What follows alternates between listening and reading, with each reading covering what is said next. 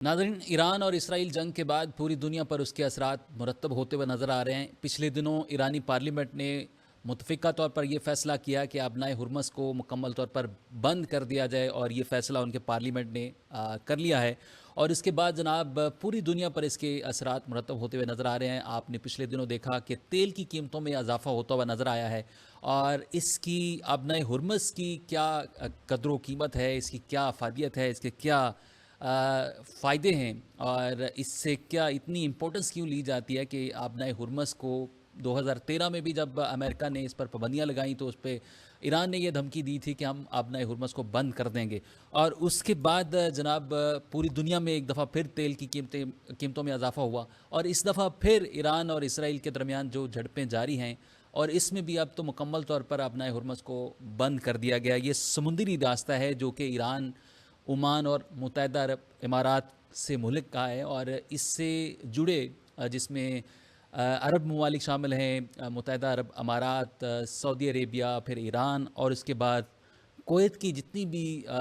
तेल की बरामदात हैं वो इसी रास्ते से बाकी ममालिक तक ये पहुँचती हैं। तो जनाब ये जब रास्ता बंद होगा तो तकरीबन 20% जो ईंधन की सप्लाई है वो मुतासर हो सकती है और ये कहा जा रहा है कि फ़ी बैरल कीमत की जो फ़ी बैरल है कीमत है उसकी $120 से बढ़कर $130 हो जाएगी और ये होती हुई भी नज़र आ रही है। और तकरीबन पूरी जो तेल की सप्लाई है वो 5वां हिस्सा इसी रास्ते से, इसी समुद्री रास्ते से गुज़रता है। तो जनाब आपको बताएं कि ईरान इस पर पाबंदी क्यों लगा दी है, ईरान ने इसको मुकम्मल तौर पर बंद क्यों कर दिया, क्या ईरान के पास ये अथॉरिटी है? और इस पे अगर देखा जाए तो अक़वाम मुत्तहिदा के चार्टर के मुताबिक किसी भी मुल्क से अगर कोई मुल्क का रास्ता गुज़रता है वो तकरीबन 14 किलोमीटर तक उन पर कंट्रोल कोई भी मुल्क रख सकता है। तो ये वो रास्ता है जो तकरीबन 21 मील चौड़ाई है और इसकी 96 मील जो है लंबाई इस रास्ते की समझी जाती है, इस रास्ते की बताई जा रही है आबनाए हुर्मस की। और इस पर मुकम्मल तौर पर ईरान कंट्रोल कर सकता है और अगर ये कंट्रोल बंद करते हुए जब हो गया है तो इससे तकरीबन 21 मिलियन बैरल तेल की सप्लाई जो होती रहती है और इसमें जनाब ईरान के साथ साथ और भी जितने ममालिक शामिल हैं वो भी इससे मुतासिर होंगे। और पूरी दुनिया में जब तेल की सप्लाई होती है ईंधन की, स्पेशली अगर हम बात करें कतर की, तो कतर की जो एलएनजी है दुनिया में सबसे ज़्यादा जो सप्लाई कतर अपना एलएनजी करता है वो भी इसी रास्ते से करता है। तो जनाब इस रास्ते की अहमियत, इस रास्ते की इंपॉर्टेंस आपको पता चल गई होगी कि तकरीबन 5वां हिस्सा इस रास्ते से ईंधन की सप्लाई होती है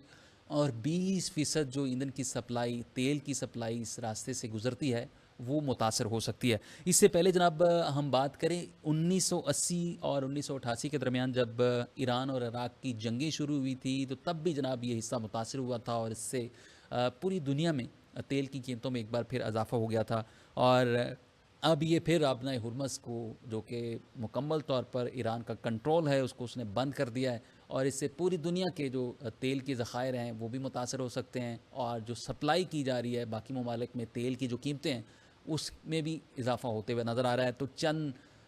दिनों में हम ये देखते हैं कि इस पे अमेरिका क्या स्टांस रखता है, चूँकि अमेरिका ये भी क्लेम करता आया है कि उन्होंने